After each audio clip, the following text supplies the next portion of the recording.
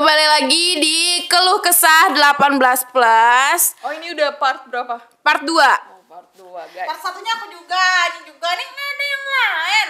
Berarti di part 3.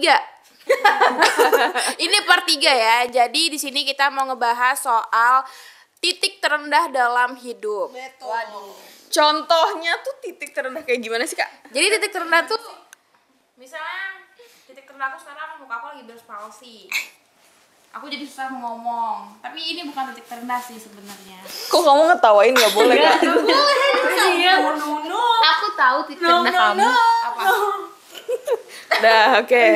Oke, sekarang kita mungkin teman-teman di sini ada yang belum tahu keluh kesah 18 plus itu apa sih gitu. Jadi kalau kesah titik terendah.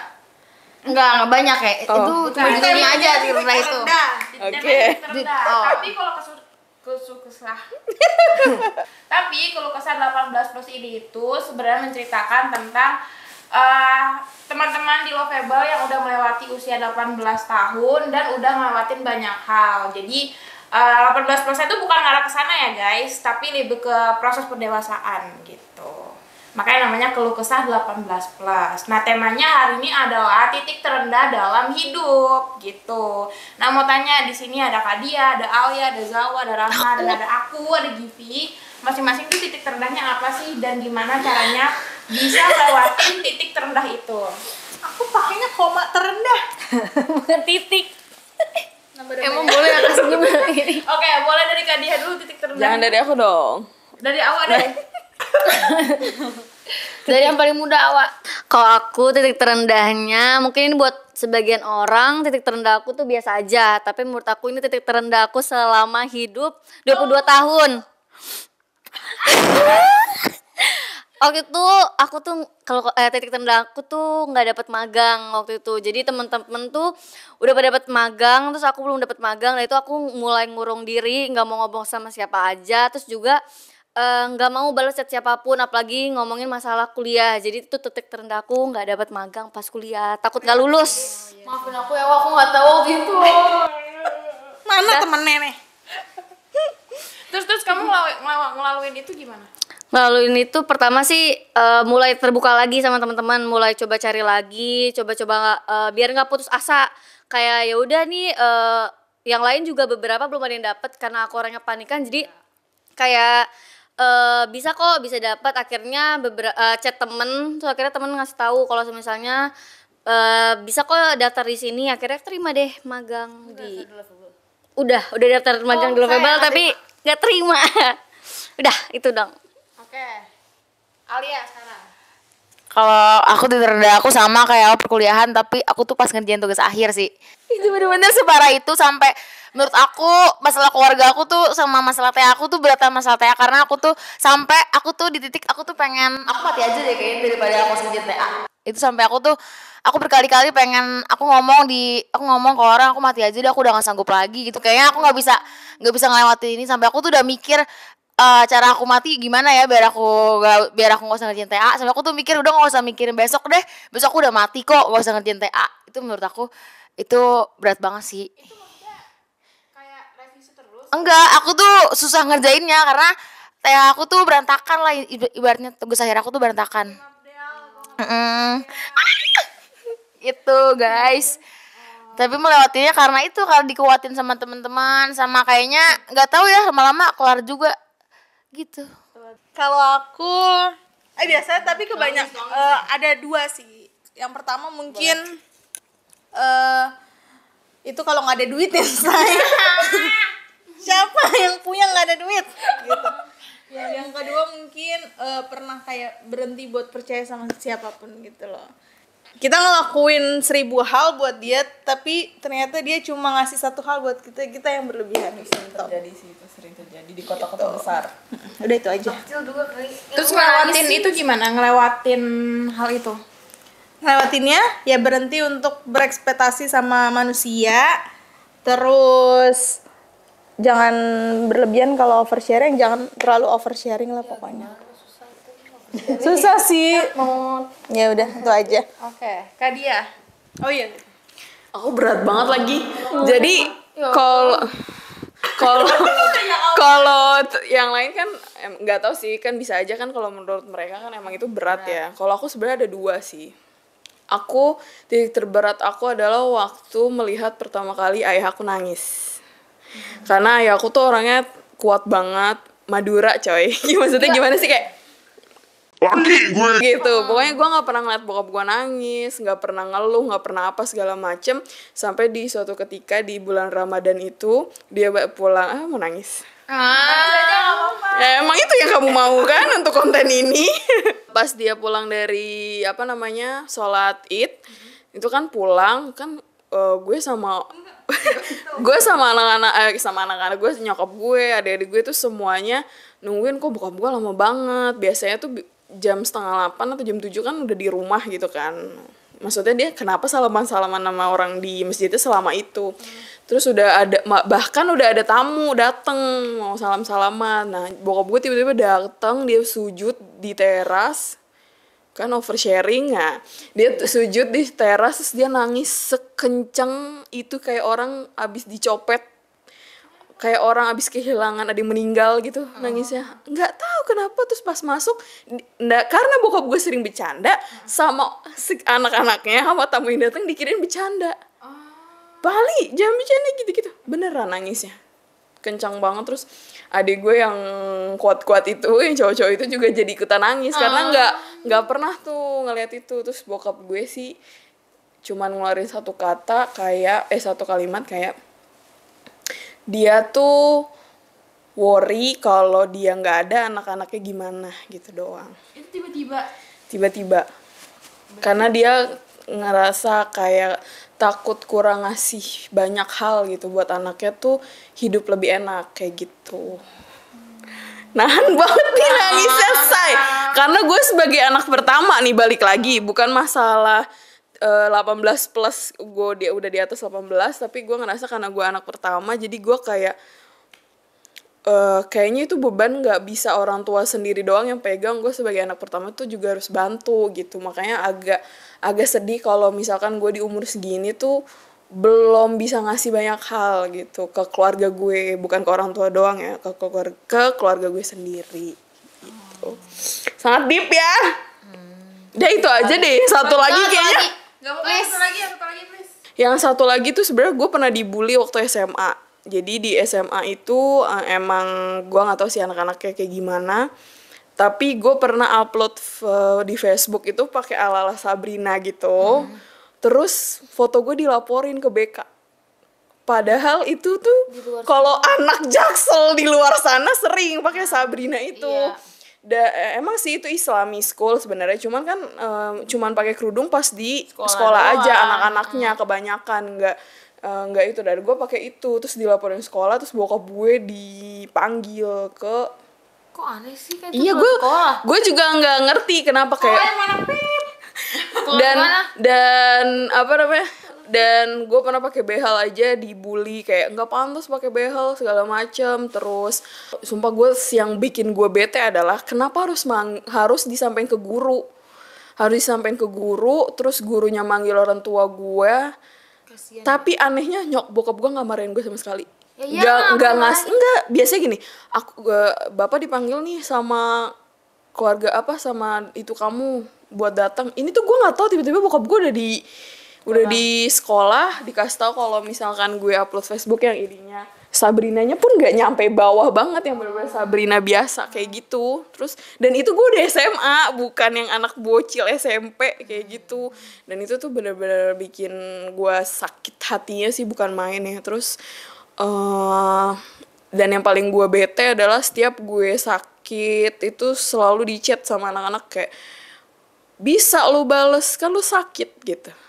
Kurang ajar banget sih, terus sekolahnya Kak dia. Nah, terus misalkan gue update status gitu di Facebook, dia suka bilang, katanya sakit tapi main HP bisa, pokoknya gitu-gitu deh. Sebenarnya itu juga mereka ngasih tau ke guru, tapi guru gue tidak mempermasalahkan itu karena ya namanya sakit. Terus makanya sekarang udah banyak kan, guys, gue sakit bukan lumpuh, banyak kan quotes yang kayak gitu. Dan akhirnya itu ada juga kebuka kayak gitu. Dan untungnya gue membuktikan sih di nggak apa-apa ya agak sombong. Gue membuktikan waktu praktek kejuruan cuman 2 orang yang lulus dan itu salah satunya gue. Dan mereka semua yang pernah ngebully gue minta diajarin sama gue. Wow. Savage. Savage banget nih. Sorry banget ya. Maaf banget gitu. Dah. Kayak Berarti gitu sih. ngelaluinnya gitu ya, ngelaluinnya itu dengan prestasi, betul. Ngelaluin di titik terendah itu. Gue sih emang nggak dendaman sebenarnya, anaknya agak rada kasihan juga, mereka banyak yang nggak lulus, masalahnya kan bayar lagi ya say. Terus gue kayak ya udah ke rumah gue aja, ayo gue bantuin kayak gitu. Walaupun nggak semuanya sih kan, soalnya yang cewek tuh yang lulus benar-benar cuma 2 orang dari berapa cewek gitu. Tapi mereka minta maaf gak? Enggak. Ya Allah. Mereka nggak minta maaf sih, nggak secara gamblang minta maaf, tapi hubungannya udah mulai agak enakan sih gitu. Maksudnya nggak ya udah dia baik, responnya baik, gue responnya baik juga, jadi nggak dendam-dendaman gitu. Kalau saya banyak ya. Tapi maksudnya tuh titik terendah yang kalau untuk aku pribadi, kalau keluarga kan beda lagi ya. Maksudnya tuh kalau keluarga ya udah titik terendah keluarga gitu. Tapi kalau aku pribadi tuh SMA sih. SMA tuh kayak pernah di posisi yang kayak lagi di atasnya banget nih SMA. Tapi pas lulus SMA tuh jadi langsung anjlok banget cuman gara-gara masalah mantan. Jadi I know. Kayak jadi kayak waktu itu ceritanya emang aku punya salah, namanya hubungan kan pasti salahnya itu nggak cuma cowok doang, ceweknya juga ada salah gitu kan. Mungkin salah aku tuh keterlaluan, tapi si mantan aku tuh menyikapinya tuh menurut aku ya saat itu iya nggak gentle dan nggak bijak aja gitu. Jadi nggak tau kenapa ya, pokoknya bisa dari setelah masalah aku putus sama mantan aku itu semua orang jadi kayak ngebenci aku gitu loh, diiringin jadi kayak ngebenci aku. Terus gak tau gimana dia nyeritainnya, pokoknya banyak banget orang jadi tahu masalah aku sama dia gitu. Padahal di situ tuh aku posisinya kayak ya udahlah ya, kalau udah putus udah nggak mau nyeritain kesalahan dia apa. Bahkan aku tuh punya 3 sahabat waktu itu, yang aku kasih tahu tuh cuma 1 orang, kayak nggak mau seterbuka itu gitu. Terus ya udah gara-gara masalah itu aku tuh sampai, kan aku waktu dulu dari SMA tuh sosmed banget nih anaknya gitu. Itu kayak followers aku tuh udah 1000-an lebih gitu. Terus aku hapus-hapusin semuanya sampai 200. Saking kayaknya orang jadi pada ngebenci gue deh gara-gara ini gitu. Terus aku juga jadi berantem sama teman aku gara-gara salah komunikasi, gara-gara dia tuh ngomongin aib-aib aku ke teman-teman aku segala macam gitu. Pokoknya tuh aku tuh sampai ada di titik kayak itu gak mau ketemu orang. Kalau ini kan kamu gak dapet magang terus gak mau ketemu orang. Kalau aku tuh gara-gara masalah itu tuh gak mau ketemu temen-temen aku, terus gak mau, jarang update di sosmed. Terus pokoknya tuh kupu-kupu lah, kuliah pulang gitu. Udah kuliah waktu itu. Tapi maksudnya itu masalahnya sama anak-anak SMA gitu. Terus ya udah impact-nya tuh sampai ya nggak mau pacaran lagi. Pokoknya dari situ tuh jomblo 4 tahun lah, 4 tahun 5 tahun gitu. Karena setrauma itu, terus orang-orang jadi pada ngejelek-jelekin aku, terus nganggap aku tuh jadi kayak ih Givi tuh orangnya kayak gini ya gitu. Padahal ya gue kayak gini juga gara-gara siapa gitu. Terus pokoknya itu udah titik terendah banget sampai nggak mau pacaran. Ngelaluinnya gimana? Ngelaluinnya ya udah kayak mungkin karena seiring berjalannya waktu kali ya. Lama-lama tuh jadi makin dewasa, terus ketemu orang baru, terus dapat semangat dari orang-orang lain gitu. Dan tapi ada efek jeleknya sih, gara-gara itu tuh jadi kayak punya benteng sendiri gitu loh. Kalau misalnya gue disakitin sama cowok lagi, gue bakal bales dia lebih parah lagi gitu. Karena kemarin aku pas digituin sama cowok tuh aku diem doang. Nah sekarang tuh aku pas dia dijahatin sama cowok tuh jadi kayak gue nggak mau diginiin gitu. Makanya kemarin pas diselingkuhin saya ngamuk-ngamuk banget kan. Nah itu saya lebih karena Kan emang orang tahu kan. Nggak sih, maksudnya kayak mungkin kalau misalnya emang ada yang dulunya diem doang nih dijahatin gitu, terus tiba-tiba dia berubah jadi marah banget pas dijahatin lagi di hari-hari yang berikutnya, mungkin ada faktor karena dia dulu diem doang gitu sakitin. Aku dibully itu aku sempet bolos tau seminggu. Iya. Iya karena aku tuh nggak kuat. Karena emang Aku tuh nggak kuat soalnya terus aku pernah nangis di ini yang paling pengen banget nyebut kata yang tidak bijak di sini cuman kayak Sensor mas.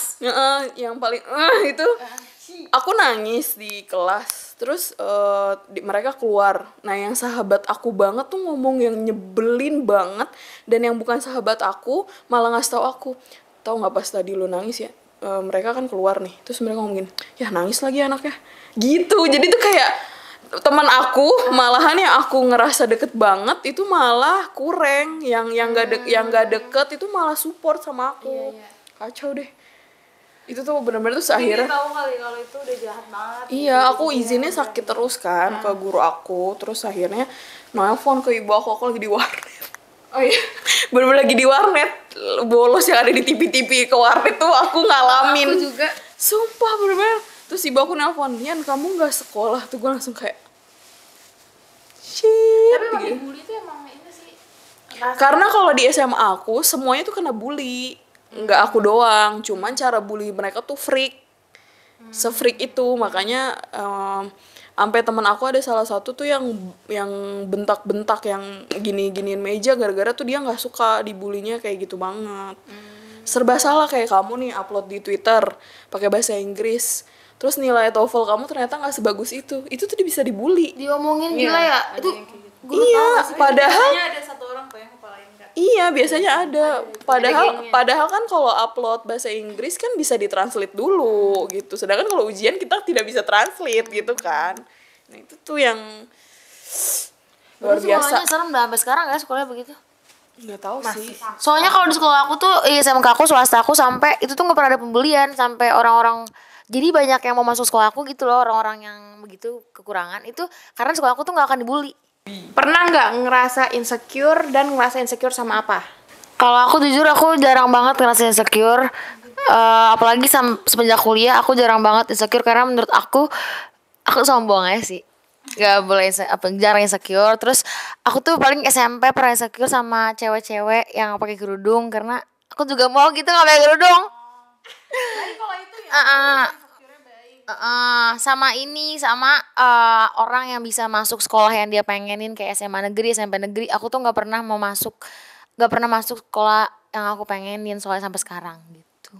kalau aku pernah nggak ya? Jarang sih maksudnya nggak kepikiran, cuma kepikiran gitu. Pernah. Mungkin ke personality aku sih yang emosian gitu. Kadang-kadang takut ngerasa orang si Rahma kayak problematik banget, apa-apaan di emosiin gitu. Jadi ngerasa nggak worth it aja buat orang kayak gitu. Tidak kan? Tapi setelah itu ya nggak apa-apa lagi karena banyak kok yang bersyukur punya gue gitu. Oke. Aku. Tadi kamu gini. Bukan yang membutuhkan karma aku. Aku apa ya? Kalau aku lebih insecure ke orang-orang yang bisa mengekspresikan dirinya. Kayak di depan umum gak malu, terus ngobrol sama banyak orang tuh tetap oke-oke aja. Aku insecure kayak gitu sih. Kadang kalau malam tuh suka mikir kenapa ya gue kok nggak ngobrol aja gitu sama orang, kenapa gue nggak keluarin diri gue sebenarnya kayak gimana, tapi aku nggak bisa gitu, jadi aku insecure. Iya betul, itu ternyata minus. Gak boleh kayak gitu, harus percaya diri. Tapi kan itu di belakang, kamu sekarang juga percaya diri. Iya sih, jadi Kan modelnya mungkin kayak gitu. beda-beda juga gitu. Orang itu bekerja. Kalau aku insecure sama orang baik sih. Kayak gini. Bukan, maksud tuh kayak orang nih, ada dia yang orang di depan dia mau setoksik apa tuh dia tetap kayak oh yaudah biarin emang sifat dia kayak gitu kali gitu. Kalau aku kan pasti ada kayak nih orang gila gitu. Dalam hati tuh kayak ngedumel gitu dalam hati gitu. Tapi kan ada kayak teman-teman aku nih, misalnya teman aku punya teman baik banget. Jadi kayak misal aku curhat ke dia, gue kesel deh sama dia gini gitu kan. Dia tuh responnya cuma kayak oh emang dia kenapa? Ya udah biarin aja gitu, mungkin emang dia kayak gini kali gitu. Terus kayak iya kayak jadi kesana tuh kayak aku tuh jahat banget gitu. Kalau aku insecure-nya sih sebenarnya nggak jauh sama Awa. Cuman aku karena mukanya tuh sangat terlihat kalau berekspresi, cuman aku kadang susah mengutarakan apa yang aku rasain segala macam. Nah ujung-ujungnya jadi kesalahpahaman yang aku kadang insecurein. Jadi kitanya tuh kurang komunikasi sih. Aku komunikasinya jelek kalau aku. Jadi tadinya muji bisa jadi menghina, yang tadi menghina bisa jadi muji. Suka kebalik, terus aku insecure sama orang yang itu yang bisa ngomong, yang jago ngomong, yang segala macam ngomong, karena apa-apa kan dipendem tuh kan gak enak ya. Jadi amazing aja sebenarnya kalau ngeliat kayak kamu, Rahma kan kadang suka ngungkapin apa yang pengen diungkapin Alia walaupun kak gitu, tapi aku ngerasa dia lebih bisa mengeluarkan apa yang di unek-unek aku daripada aku yang aku punya unek-unek tapi aku diem doang, gondok sendiri, kesel sendiri. Nah itu tuh iya, nangis, menyalahkan keadaan, menyalahkan orang lain, padahal kalau diomongin bisa gitu. Itu sebenarnya sih yang kurang. Ngomong aja sayang. Gitu, karena aku udah mikir ntar kalau aku ngomong gini, ntar kejadiannya begini gitu. Udah overthinking duluan. Jadi itu sih yang menceratkan, jadi itu sih yang bikin aku insecure sebenarnya gitu. Sama itu, tahu gak sih kalau komunikasi nih, kalau lagi rapat kantor tuh aku kadang suka ngelihat orang-orang, kok bisa ya dia ngomong kayak gitu. Oh bisa gak ya, maksudnya di presentasinya kok bisa sebagus itu ya, dia nanggepin sebuah masalah kok bisa bagus kayak gitu ya. Sedangkan aku kalau ditanya sama ibu bosku aja nih sekarang, kalau ditanya pasti aku kayak mikirnya tuh bisa kayak gimana ya, Feel dong yang keren siapa tuh? iya outputnya. Jadi di otak aku tuh udah full semua, tapi giliran ditanya nggak ada yang keluar. Tapi giliran teman aku yang lain yang tidak bersangkut paut dengan itu nanya, aku nyerocosnya bisa panjang. Itu makanya ada temen aku suka ngomong, lu giliran ngomong sama gue lancar, lu ide lu banyak, tapi giliran kepo banget. tapi giliran ditanya langsung misalkan sama bos-bos kita yang di atas ini, aku tuh kebanyakan diem. Makanya tuh aku benci diri aku yang kayak gitu. Tapi tau gak sih sebenarnya tadi tuh tentang titik terendah, tentang insecure, itu kan kita bisa melewati ya, walaupun mungkin ada beberapa part yang kita nggak bisa lewatin gitu. Nah itu tuh termasuk dalam self awareness sebenarnya. Jadi self awareness itu kita tahu nih tentang diri kita tuh orangnya tuh kayak gini loh gitu. Terus kita mau ngerubah soal itu, berarti kita sadar sama kekurangan diri kita dan kita mau berubah. Karena ada orang yang belum tahu tentang self awareness. Misalnya dia tahu nih kelakuan dia nggak benar, sifatnya dia nggak benar, tapi dia nggak berusaha ngebenerin karena dia nggak tahu kalau itu tuh mungkin salah, itu mungkin buruk gitu. Nah tentang self awareness ini tuh juga bakal ada di buku The Mindful Hustle yang pre-ordernya nanti tanggal 25 Oktober tahun 2023 gitu. Jadi kalau misalnya kalian betul masih lama. Jadi kalau masih ada waktu buat nabung. Jadi kalau misalnya kalian lagi ngerasa kayak insecure, terus mungkin nggak produktif juga, terus gimana nih cara bangkit dari hal-hal yang bikin terpuruk itu mungkin bisa baca buku The Mindful Hustle ini karena sangat membantu banget untuk self awareness kita juga gitu. Jadi jangan lupa ikutan pre-order The Mindful Hustle tanggal 25 Oktober 2023. Penulisnya namanya Lisa Guanto, bisa kalian follow Twitternya di Elizabeth Guanto. Jangan lupa follow juga Instagram Bumi Anoma dan tulis di kolom komentar untuk keluh kesah 18+ berikutnya mau bahas apa lagi. Oke? See you in the next video. Bye-bye.